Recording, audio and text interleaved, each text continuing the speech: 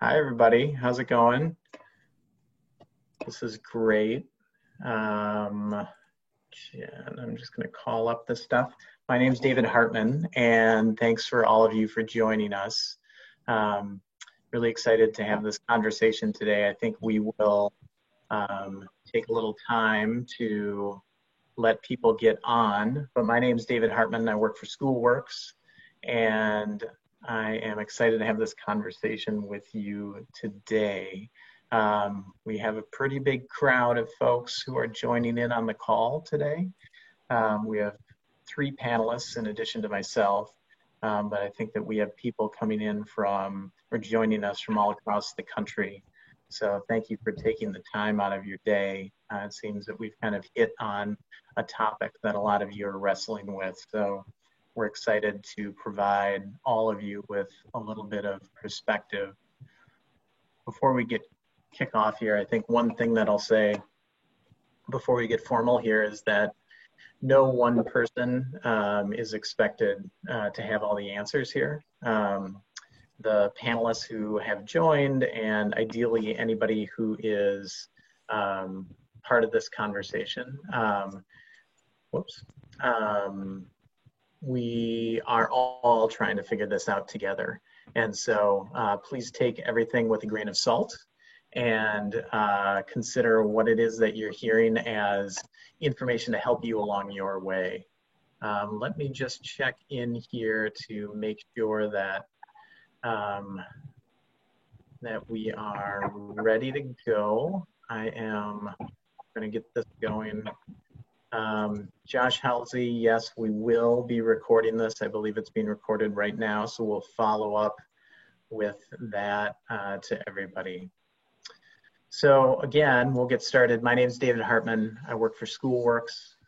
SchoolWorks is an education consulting company that is based out of Boston, and we work with school districts and authorizers and state departments of ed all across the country. My work very specifically is to work with authorizers in supporting what they do and holding them to helping them achieve the high expectations that all of you are held to for your authorizing work.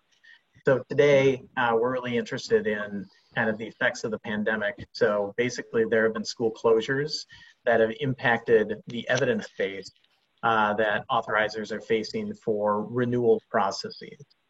Our conversation today is really going to focus here. So we look at authorizing as this cycle of effective authorizing starting in the upper left-hand corner with authorization, and everything leads to renewal. So our conversation today will be very focused on renewal and not necessarily on oversight or new school application reviews or any of the other parts, but just make sure that when you're thinking about what the panelists are sharing, that you're thinking about it in terms of renewal.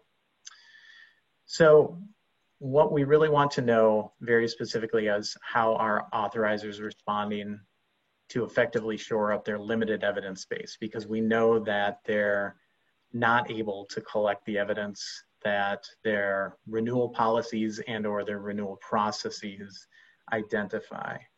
And so what we've done is we've pulled together a great group of panelists.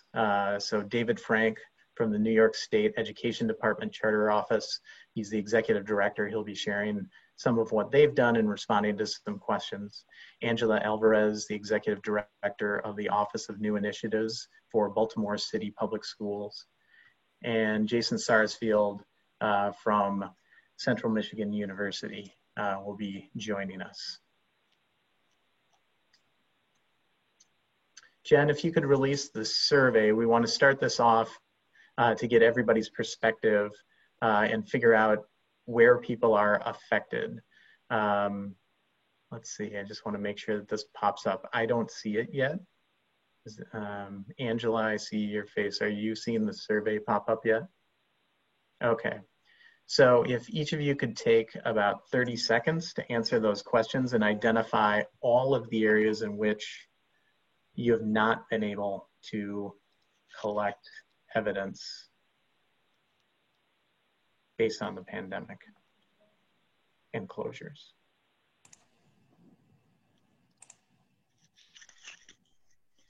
Yeah, I don't see the survey, Dave. Okay. I just see the slide. All right. So I guess that's not coming up yet. Thank you. So if you could consider that, we will come back to this. Thank you, David. And we'll move on. So David Frank is going to start us off and talk about a little bit of the adjustments they've made in his office. David? Yeah, thanks, Dave. And it's good to see so many familiar names on the webinar today. As Dave said before, actually, I was a little reluctant to participate as a panelist here because there's so much that we haven't figured out yet in New York, particularly at the State Education Department. And so I wasn't sure what we can share, but Dave said that it was helpful to talk about the processes that we're going through. I think first and foremost, it's beneficial for us to talk to lots of other authorizers. And we're really lucky here in New York, we have another strong authorizer at SUNY. And so we've been talking a lot with them about implications for accountability and renewal.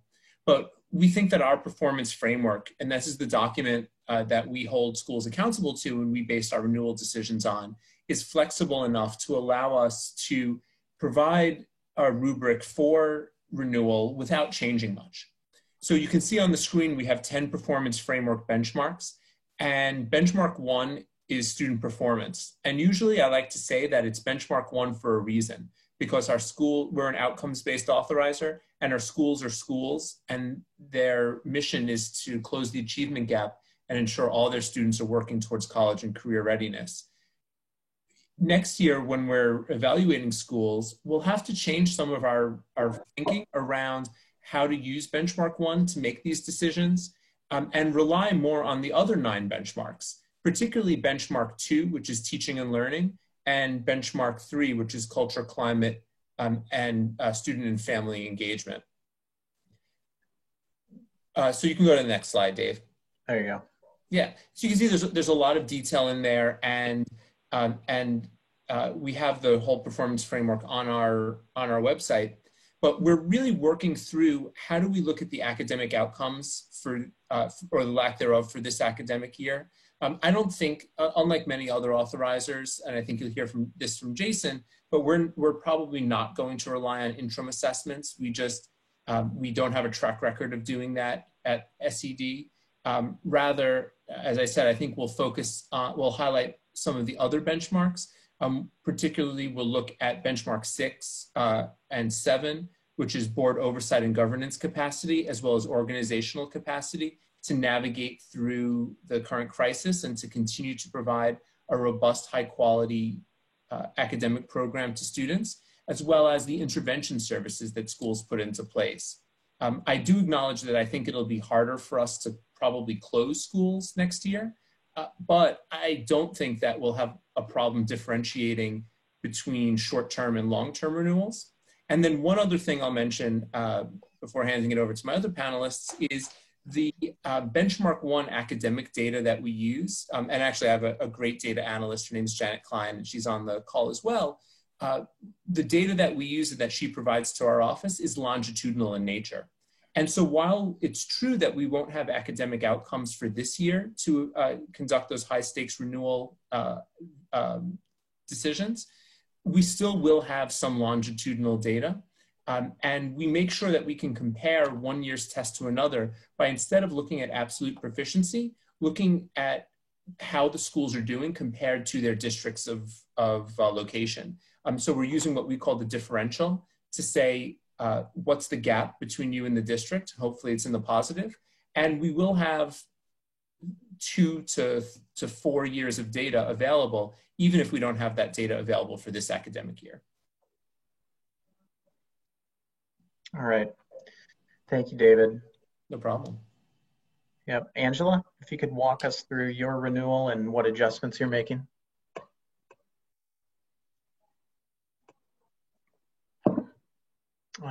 Angela, we don't hear you.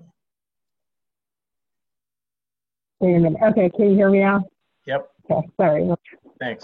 Similar to this, we are in a similar position where we're still kind of thinking through the implications for this. We have a process that involves a lot of public engagement, as well as a qualitative and a quantitative review.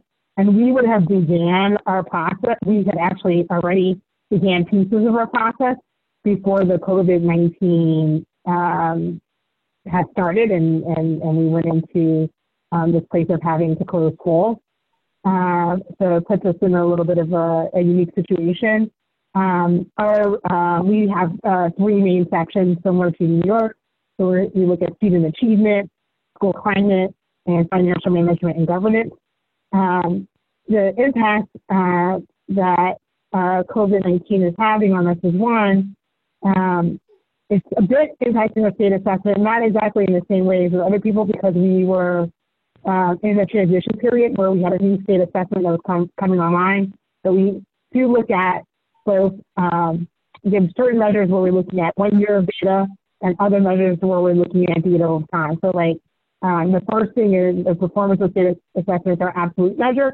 That's looking at the most recent year of data, which we will not have. Trend is looking at that looking at data over time over a 4-year period. And student growth is looking at individual changes in student performance also over a 4-year period. So we have some of those data pieces, but also really important to us are the site visits. So SchoolWorks actually helped us many years ago develop what we call our school effectiveness review process.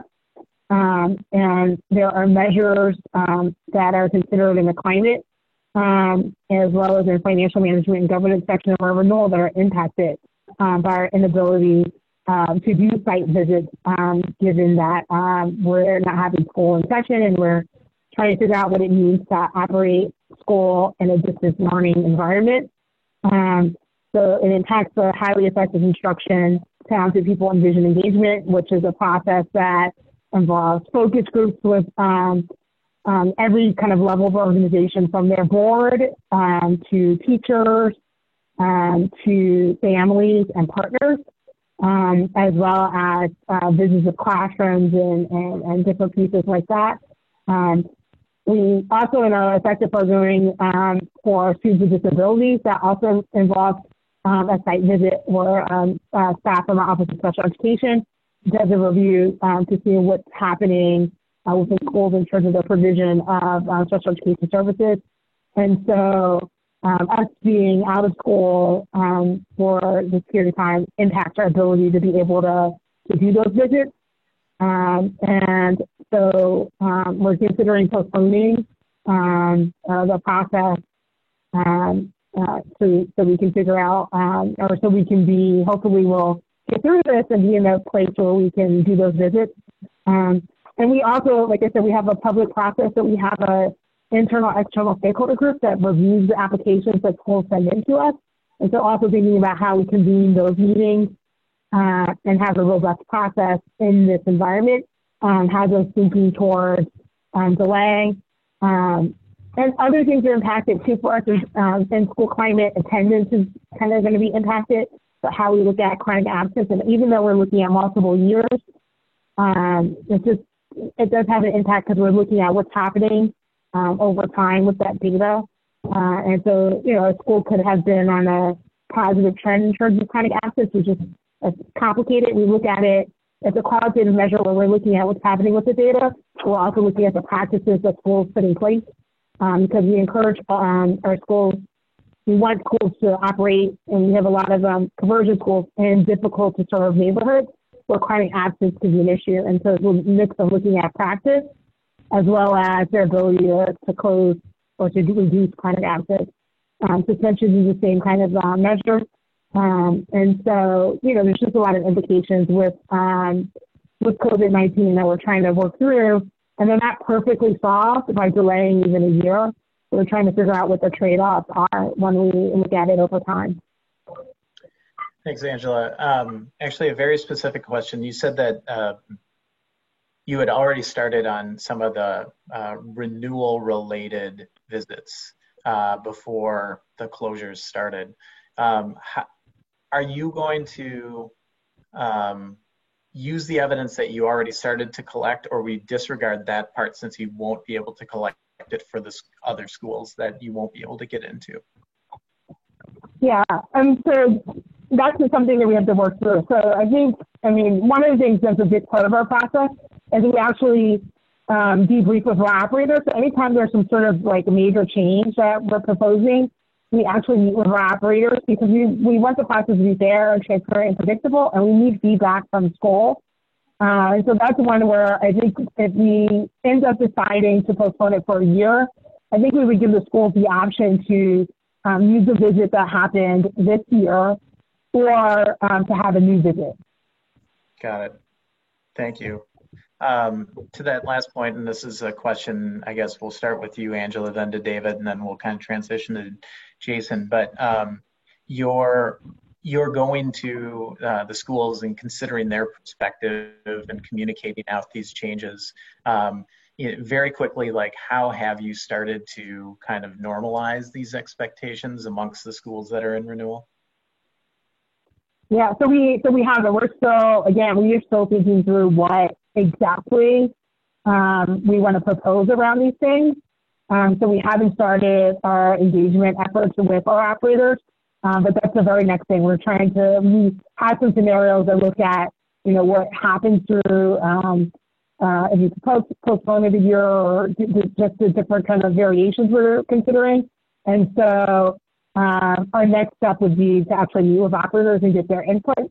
And, one of the things we're sensitive to, there's a scenario where we could go forward this year, but we're also sensitive to the fall may not be, hopefully we'll all be back in what we think of as regular school come this fall. But in a way, schools, everybody's going to have to sort of restart in some ways that it may not be clear to us at this point in time. And so that's another thing that we're really committed to. Okay, that's helpful. David, have you been able to communicate out any changes or just kind of say that your tool is flexible? I mean, what has been your communication to the schools in renewal for the fall? Yeah, so we believe in strong communication with our schools, and we don't want to impose anything on them. We want to do this together. And so we've been having regular Zoom conversations with our schools, even our monitoring and oversight protocol. And I know that was the topic of the last webinar through SchoolWorks, but even that protocol we've put out for our schools to comment and to be a part of the conversation, similar to renewal. But as I said before, like I've told you today, we've been very clear with our schools that we don't have all this figured out, and we don't want to rush into this. We don't want to make decisions quickly now when we don't have to. We want to be thoughtful about it. And I know Jerry Kettenbach, my colleague from Mizzou, had a question about how will we handle schools where this is a critical year, where maybe they've implemented some school turnaround and this might be a make or break year. And I think in those situations, we've been very clear with schools that they might have to live with a very short-term renewal. So we get some more data and then go from there, push it out some out years like Angela was mentioning. All right. Jason, why don't you tell us a little bit about what CMU is doing, and then maybe you can also incorporate a little bit about your communication. Sure. Thanks, Dave. And like David had said in his early remarks, seeing the long list of folks that are on the meeting today, lots of familiar and friendly faces. Just want to start by giving a shout out to everyone, particularly many of my good friends in New York. I know we're all struggling with how to grapple with all these changes, but we're also struggling with things that are going on in our communities and our families around the crisis. So our hearts and thoughts are with all of you across the country as you battle these challenges as teams and as families. So specifically to the work at Central Michigan University, a couple things that my fellow panelists said that I'd like to echo and reinforce kind of broadly, which is, I think, communication is key. David, I think, did a really nice job of articulating some of that. And collaboration with your partners is really key at this point. So we've been in constant communication with joining calls like this within the state of Michigan. We have a council of authorizers. We've been very coordinated on these issues. And then most importantly, really reaching out to the schools we authorize on a regular basis and proactively, just to listen to them, but particularly hear what their thoughts and concerns are around the uncertainty around renewal. We have 57 schools serving 28,000 students in Michigan. So we're not the largest authorizer, but we are a pretty significant size. We have a large team, so we've been able to really stay connected with board members, school leaders, management organization representatives, and I think that's been really key. Much like the State Department of New York, we have really provided clarity to the extent we know it, reinforcing from the state level around expectations and changes, and really a lot of reassurance without getting terribly specific around what exactly we're going to do for this next renewal class. And while we're continuing to kind of vet those plans, we do want to be careful without prematurely sending out information that may not be fully accurate. As you see on your screen, we are a little bit more broad in how we articulate our expectations for renewal. We have approximately a dozen schools up for renewal at the end of next year. That's really impacted in the ways that we talked about. As my good friend Ralph Rossi in New York used to always say, the academic program is the dog and everything else is the tail. And so as David Frank said, academic performance is by and large the absolutely most important component of our accountability system. But we also obviously have to ensure that the organization is viable, importantly to include the financial piece, and then that schools are demonstrating a good faith effort to comply with the applicable law and the charter contract, which of course is kind of the realm of compliance. Within measure 1 and 2, our two biggest measures of student achievement and growth, there are also additional metrics for measures against a standard over time and then comparison. And so, as with many other states, our state now has canceled school for the remainder of the traditional calendar year, along with state assessments. We also mandate the NWEA MAP assessment and pay for and support our schools with that. We canceled that before the state even got out. We recognized early on that we weren't, even if school came back after a period of time, we weren't going to get reliable data out of that. So that clearly is the most compromised area in terms of evidence for renewal. We also conduct regular quality school reviews on the qualitative side. And so what I think it's important for us and how we're approaching this is really to look at schools individually. And what I mean by that is we've got, as was said earlier by panelists, we've got schools that have had a strong record of performance that over a period of many years, 5 years, maybe upwards even to 10 years for those on a longer charter contract. We're not as concerned about those schools because of that longitudinal data. It's the schools that have struggled more recently, who may be undergoing potential turnaround, who may be coming off a shorter term contract length based on that performance. And in particular, it's the trend data that's going to, I think, be problematic. And so in each of those cases, we're going to have to really understand where the school is, where the school has come from, and really be clear with them around what the future holds. That may mean a more robust quality school review in the fall or the late fall to check in as a last kind of qualitative data point. And in that regard, we have not used external partners to provide those reviews. In the recent past, we're likely to engage with folks like SchoolWorks to do some of that work for two reasons. One, because of capacity, but also because of the additional kind of external third-party lens, especially for high stakes, that a group like SchoolWorks can bring to the table. And like David said, it may, depending again on the individual circumstances, result in a shorter term contract with a key communication meaning and being that we need a little more time for a little additional information. And again, I think what's just as important as the decision is the communication around that decision. On an interesting note, I think one of the things that we may see is on question number 2, is the organization viable? How schools work through these challenges. Right now, the state of Michigan has charged authorizers with reviewing and approving continuity of learning plans so that schools can continue to get their state funding. We welcome that opportunity. And how schools navigate this challenge and stay connected with their families, especially if they're small, struggling schools, particularly schools that may struggle with enrollment. We may see that if they don't do as good enough job as others in terms of staying connected with their families, they may be disconnected and their families may, in the spring and summer, enroll in a different school. And so I think these outreach plans and learning plans are important, first of all, for instructional purposes, but also for continued viability of a struggling organization, if that may be the case. Finally, if we are at a point where we would recommend non-renewal of a school, like my fellow panelists said, I think that's going to be difficult, not impossible, but difficult to the extent that they didn't get their quote-unquote last opportunity to demonstrate academic success through the quantitative measures. All right, thanks. So when I think about kind of going into the fall and going into your renewal process, so you have the evidence that's compromised that each of you have talked about, and some of you have kind of alluded to the fact that you're thinking about how you're approaching some of the policies that you have established. Are there any specific changes to your overall renewal policies that you are either changing wholesale or temporarily adjusting?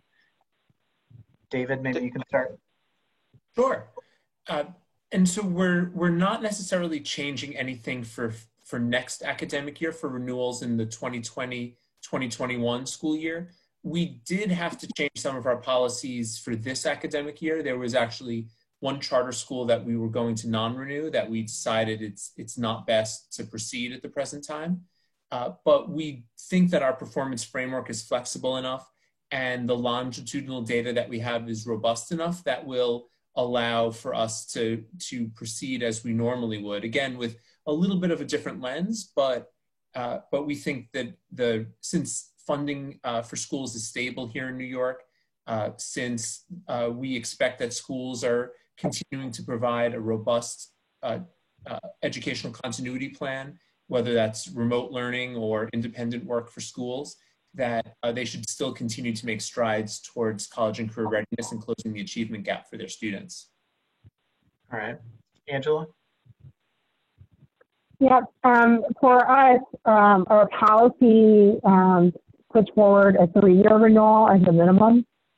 So we're contemplating having our board waive that to extend contracts for schools who would have been up for renewal this coming fall. But again, we're still working through that, as I said before. And, you know, a big part of our process is talking through with our operators. I think we have a mix of data. We believe the data is helpful, but as an urban, we're not a whole state, so as a little urban city, one of our big challenges is around technology access for students. And so how that continuity of learning will look for our student populations are a bit difficult. And so we want flexibility for schools as we figure out how to do distance learning in this time, particularly in a high poverty urban district, and what that looks like for individual schools and how we support our students through this time. We're still working with our state on guidance for what's going to happen with graduation and promotion. For example, so those are still open questions that could influence what we do in terms of our next steps and how we work with our charter partners. All right, thank you. Jason, have you all adjusted any policies in the short term? We have not. I think for us, we have a great deal of autonomy as an authorizer for a couple of reasons. One is the way the statute is set forth in the state of Michigan, but two, our trustees put great trust in us and have delegated broad authority to us, and that's really been helpful right now. Particularly, we also think their accountability system is quite flexible given the multiple metrics that we use. Of course, best practice is not to use a single metric, and I think we're seeing the benefit of having flexible but yet clear accountability systems. So we have not had to really change any of our written policies or formal practices. One area of flexibility is just in contract length. We can give really anywhere from a 1 to a 10-year charter based on how well we can answer those 3 overarching questions in terms of the performance of schools. I would like to also address one question that came up. Peng had asked a question about, is the state of Michigan putting forth some standards around continuity of learning plans? And I know, Dave, you may mention this at the conclusion of the call. We may have one, I believe, next week on that topic alone. But just a short answer, Peng, they have really set forth some compliance requirements in terms of assurances that must be in the plans, and then some basic components of those plans, but have actually given the authorizers and then intermediate school districts for traditional district schools the authority of interpretation. And there's really 2 main components. One is the assurances, and 2 is ultimately, do we believe that there's a good faith effort to educate all kids in an accessible, equitable manner, albeit won't be the same as obviously traditional school, and they're not requiring digital learning. And so even sending home packets and things like that through the mail and other mechanisms, so they are providing that flexibility. But I'd be happy to talk offline, either through email or a call, Pung, if you want to talk about any of that further, and others as well that are out there that might be interested in that. The governor issued the order on Thursday of last week requiring us to put out our template and guidance on Friday. And so it's been a busy weekend, as you might imagine. But again, we embrace the opportunity to participate and play a role. Thanks. Yeah, and as Jason pointed out, we're planning to facilitate, another one of these, the third of these webinars around how authorizers are holding schools accountable to those distance learning plans and or supporting them to fulfill them. So we'll try to convene a similar group to kind of further go down that. But thanks for addressing that now, and we'll go a little bit deeper next week on that one, Jason. And good question, Pong. Thanks a lot. Melissa Brady posed a question about expected decreases in state funding. And so if funding is decreased, it could put schools and their viability in question. So have any of you engaged in conversations or started to think about how that affects renewal at this point? So we've been, our finance department particularly is really taking a look at this from an initial kind of research standpoint, just so to try to get out in front of it. We have not gotten to the point where we even have any sense of clarity around what it might specifically mean, nor how it really impacts renewal. But, from a, day-to-day perspective, we're certainly reaching out to our contacts at the Department of Treasury and Department of Education to try to forecast the best we can what might happen. But there's a tremendous amount of unknown in that regard. Obviously, most state aid budgets are heavily impacted by sales tax and income tax and other taxes that inevitably will be going down. So we'll see what the federal government may or may not do to plug some of those gaps. In the absence of that, I think there may be some difficult times coming, but again, nothing that we've made any direct decisions on, other than really wanting to stay out in front of it, so we can provide guidance to our schools and how it might even impact us in our own funding. Angela, has Baltimore or Maryland kind of communicated anything out in terms of expected changes in revenue? So this is an interesting time. We were in the middle of major legislation that would have impacted all of school funding for the state of Maryland. The Kerwin Commission proposed a lot of changes that would change our formula for how public schools are funded. And it was working its way through our state legislature when this COVID-19 happened. There's talk that they're going to go into special session, but there was opposition from our governor for that bill. And so there's, a question of will it pass with a veto-proof majority? And then what the ripple effects are going to be from, emergency funding and things like that. So those are very much open questions that don't really have a lens to say more than that, because again, we're in this major, we're expecting a major bill to pass that is now a little bit more up in the air. Okay. David, anything in New York? Yeah, our governor, Andrew Cuomo, has been very clear and provided executive orders to ensure that all schools across the state, whether they're district schools, charter schools, non-public schools, will continue to receive funding at the same levels now as they did before the COVID-19 crisis. So I feel like we're lucky that we have strong leadership at the executive level here in New York. And some of you might have seen the governor's briefings, and he's very popular these days. But we've also been trying to think outside the box and ensure that we can get as much federal funding to our schools here in New York as they grapple with transitioning from a brick and mortar instruction to oftentimes remote electronic instruction. And so we've been working with other state education agencies around potential flexibilities and requesting waivers for the charter school program to help support that work. And we're also pursuing ways to continue to fund schools and provide additional support through the CARES Act, which is the large $2 trillion federal rescue package that was passed last week, I believe, by the federal government, by Congress. So we're trying to think outside the box, but as an authorizer, you can certainly reach out to your state education agency and ask what they're doing to ensure the continued funding of schools in your state. Yeah. I was just having a conversation with some authorizers this morning about expectations for budget approval. And so in the absence of knowing what the revenue is going to be, people have schedules for adopting budgets that many authorizers, expect to have that information in hand in certain times in the calendar. And so anticipating that those are going to be delayed because people won't know what their revenue expectations will be.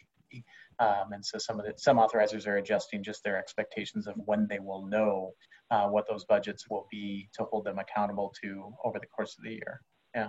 Yeah. One quick thing, David, from our end, I was speaking more about obviously like moving into next year. One thing is certain around this year that funding will continue to flow throughout the year as planned, but that also gets to the continuity of learning plans. Us as authorizers have to approve them for them to continue to get that funding. So it does, and again, I'm giving you a little preview into potentially next week, but it does impact how we look at those plans. They're not just best practice, but it's their ticket to get continued funding. So there's some nuance there that you certainly might appreciate. Yeah. Okay. Let's see. So David, you had mentioned that you have a school facing non-renewal in this particular year. I assume that other authorizers, potentially Angela or Jason or David, actually with your next year's cohort, you might have some that are, on the bubble or kind of in that category as well. David, maybe you can start with your little bit more explanation of why it is that you would not follow through on it in this particular year, and then thinking about next year, whether or not you would be similar. And then I'm curious to hear from everybody on that. Sure. So I'll be more than happy to share with the caveat that our decision is made using local information, and this might not be the same decision that other people make, and it might not be the same decision that's even good in other parts of our state or for other authorizers. But we had a school in a city outside, in upstate actually, that we were planning on closing. Part of our closure process is to engage in serious communication with other schools, particularly charter schools in the area, to have enrollment fairs for students and to help teachers find other jobs. And once the COVID-19 closures started happening, we just weren't able to engage in those activities. We weren't able to engage in in providing students with the robust choice that we usually ensure that they have given a closure. And the district that the school is located in also told us that they just didn't have the capacity at the present time to provide placement, clear placements for those students until later in this academic year. And just given the uncertainty, we didn't think that it was right for that community, and we didn't think that was right for those students. So in lieu of closure, we're going to do a structure renewal, where we're going to give the school a very short 1-year renewal, push their application. They'll have to submit another one to us on August 15th, and we'll base that renewal on their ability to find a turnaround partner to replace 60% of the board. And if they don't meet those criteria, they won't be eligible for submitting a renewal application. For next academic year, I think it'll be difficult for us to close a school because of some of the issues that were brought up in the comments and that we mentioned before, particularly around interventions and turnaround efforts. And so if we close a school and they've been engaging in turnaround efforts and we don't have academic outcomes for this year, they might be able to make a convincing argument, particularly to a judge, should they go to court or challenge this, that our decision was hasty, or that didn't take into account all the information that we normally use to evaluate schools for closure. And so we just don't want to put ourselves in that position, certainly, and we don't want to put our schools in that position. And so we feel very comfortable. Again, this is a evolving discussion, but we feel comfortable that these schools might get a very short-term renewal rather than closure. However, there are some schools that we would close for fiscal or operational reasons, and we don't think that the current situation, the current crisis, would impact those decisions. Angela, have you thought any more about non-renewal and how you're going to face it if the data suggests it? Yep. We had a renewal process earlier this year, so we do have some operator schools closing at the end of this year. We started that process early on, so we've already done the process. We're meeting with teachers. Our choice process has already happened where students and families got to participate. So all of that was well underway before COVID hit us. So the timing of how our process helped allows us to go forward with that closure. Do you think it's in the best interest of students and families that we continue that? So we're going to continue to move forward with that. For next year's group, we do have schools on the bubble. So that weighs into, whether we go forward with next year or with a 1 year delay, or if we did some sort of a longer delay. Part of our thinking isn't just COVID. It's that we have a new state assessment where this year would have been the first time it was given. So understanding how that interplays with our data is part of what we have to think through. Yeah. Okay. Thank you. Jason, are you all facing any non-renewal decisions? Sure. And I would start by saying to David, I think that the argument that the school in New York would have to make to a judge is that the decision was arbitrary and capricious, which is a very high standard, although it sounds like your strategy is a very wise one nonetheless. I do know a really good lawyer down the hill from you that might be able to help you out if you have any questions on the legalities, but I'm sure you got a good team there too as well. You've made it when before you used my name in the same sentence as Mr. Rossi's, Esquire. So I know he's on the call, but point well taken. Yeah, but to the point, to the question specifically, we have two schools that we're struggling with in this regard, and they're in very different situations. So again, hence my overarching statement about really taking schools case by case within some degree, of course, of some consistent standards. And so with the one school, quite frankly, we're not only worried about academic performance, we're worried about a basic viability given enrollment and some financial aspects of it. And we believe that we have a really good, we're in the same spot as the school's governing board, and that it's likely that we're going to be able to do this collaboratively without a lot of resistance. The other school is, much like David had mentioned, a school going through some substantial turnaround efforts, and I think it will be prudent to monitor those efforts as well as their continuity of learning activities, but we're likely looking at more of a short-term for the purposes of more data on that case. So again, taking things a little bit case by case. Cool. Thank you for all kind of sharing that. And I know that, none of us will hold you liable to any of those preliminary decisions. It's really important to really think about those things, and it's good to hear.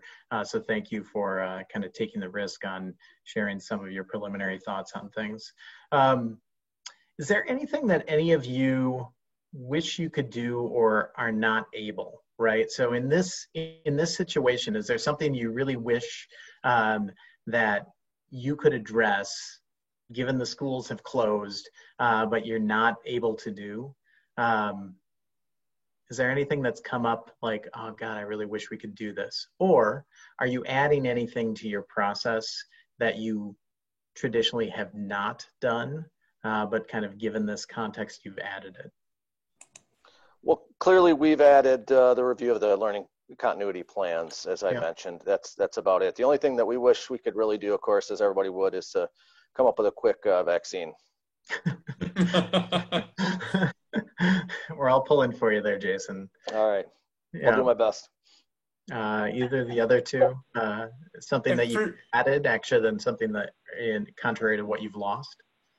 We've added we've added a remote monitoring and oversight protocol for this academic year, but we think, as I said before, we think that our performance framework is flexible enough so we don't have to add too much for next academic year. We'll of course take things in context, but like Jason's sentiments, I hope that we're back in schools able to do in-person site visits next academic year so that we can get back to our normal routine monitoring and oversight practices. Mm-hmm. Angela? Yeah, I would echo David that I'm hopeful that we'll be able to go back to next year. Our framework too, I think, is strong and flexible in terms of the things that we consider. But I am interested, I think David had shared their remote site review protocol.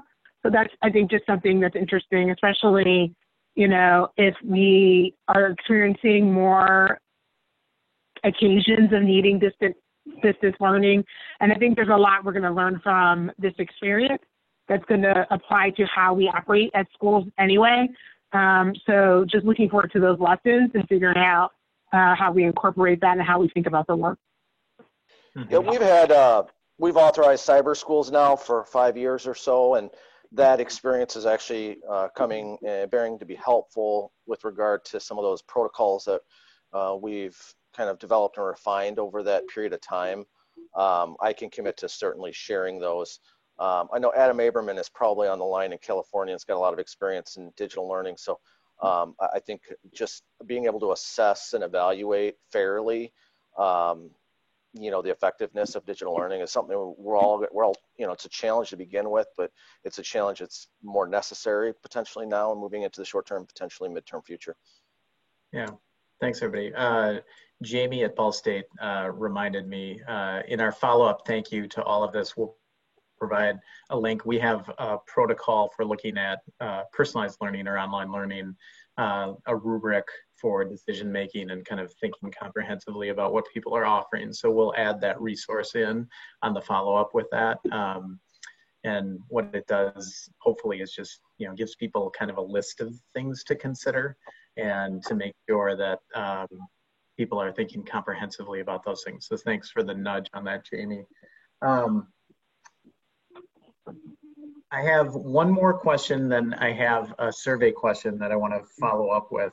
But actually, before I go to my question, do either of the three of you have questions for each other based on what you've heard? No. I'd say no, not right now, but I'm sure I will as soon as I get off the call. Yeah, of course, of course. Well, I just wanted to give you that option. So if I were a brand new authorizer or new to my position, what do you think, as kind of thinking about everything that we've heard here, what's the most important thing you would recommend to me facing a renewal year that I should keep in mind given this context? Like, what's the one most important thing that I should keep my eye on? Well, I think internally as an authorizer, not necessarily keep an eye on things for the schools, but just make sure that you have a robust protocol for conducting renewals. And I think that carries you through thick and thin. And I think because I believe we do have a robust monitoring and oversight protocol, we have templates and tools and a strong framework, it can be applied in a variety of situations. In terms of schools, I think I would echo back with now more than ever, I think that authorizers need to be in communication with their schools, and don't be afraid, although you're the quote unquote regulator, don't be afraid to reach out to schools and have a human conversation.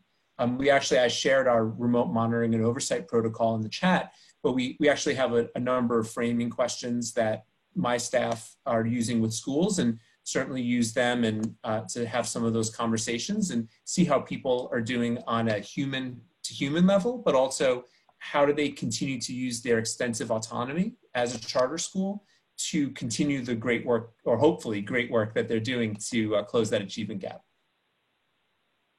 All right. Yeah, I'd echo what David had mentioned. Now more than ever, effective tools are going to be helpful. But if there's one thing, I'd say, have a strong relationship and open communication with your schools to try to stay out of their way to the extent that you can and let them do what they do. so that they can remain flexible to meet the needs of their students and families. You know, there's some courageous work out there on the part of school leaders, teachers across the country, and we're hearing lots and lots of those really powerful success stories. And so I think it's really important as authorizers to be sensitive and to listen to them before making, you know, decisions that could have significant impacts on them. Yeah, I concur. You know, the big thing in education that we always talk about too is not reinventing the wheel. So it was your first time really looking at effective practices that exist across authorizers, and really understanding what is the life of schools. You know, even with schools that are operators that are struggling, the work is hard. It's very complex work. So I think having some humility and some understanding of the complexity of the work and the impact that it has across different groups, who for the most part are trying to do what's right for students, even when you have to have difficult or tough conversations.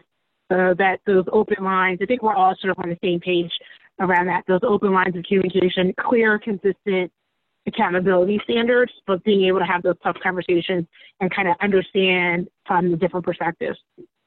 Yeah, I think I just want to echo that. I think it's a really good opportunity for people to kind of show the humanism of all this, because authorizers sometimes are looked at as, you know, the iron fist. This is our accountability plan, and if you don't abide by it, well, then tough luck, right?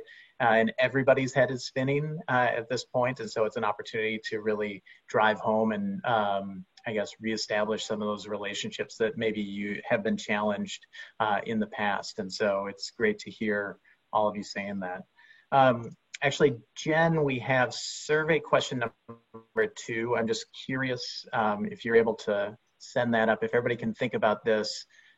We've heard a lot about online learning plans or distance learning plans, and we just want to know from the folks who are on the call if you have any responsibilities to those. I'll give you another 10 or 15 seconds on this.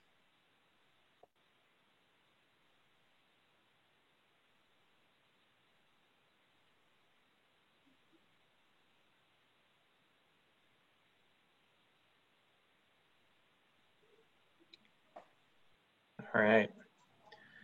So it looks like about a little bit of an even split. Are you able to see the results here that I put up there? Yeah. All right. So that's interesting. That just goes to a little bit of what is next. So just taking an opportunity to think about this. We are curious if anybody has any follow-up questions for us. Me or the folks on this call will follow up with their email addresses in the follow-up. Thank you. Thank you, David, for recognizing that I talked about one of our resources, but that was to you, David, and following up in the chat. So the online or the remote observation protocol is there. And so make sure that you can go to those. We'll follow up with email addresses for everybody. I'm in the midst of organizing our 3rd webinar in this series, and we're going to look at oversight or support. So really, as people move into this role for the end of the school year of these distance learning plans, the idea of autonomy and accountability really come into not conflict, but it's an opportunity for you to really kind of think about those things. And we've been hearing from a lot of authorizers over the last several weeks that that's a struggle. So we really want to kind of bring folks together again to talk about and share how they are approaching these challenges of looking at distance learning plans, whether or not they're holding them accountable to a T and or providing support to the schools to help fulfill them. There's a survey for the overall for this webinar, and if you can take the opportunity to fill it out as we say goodbye here. We look at all that feedback, and that helps us formulate the next and or any other offerings that we have. So thank you for that. And then last on all of this, I'm just humbled that I have the opportunity to share this time with all of you, and that you all took the risk, David, Angela, and Jason, to kind of share what you're doing in midstream. This is a unique time. I think all of us have said that a million times over. But to be able to kind of talk about what you're going through and how you're creating things in the midst of that very, very strange time, I really appreciate it, and really wish you the best over the course of the next several months. So thank you, everybody. Really appreciate your time, and thanks for chiming in, and we'll follow up with resources. Thank you. All right. Take care, everyone. Thanks, Bye, everybody. Bye.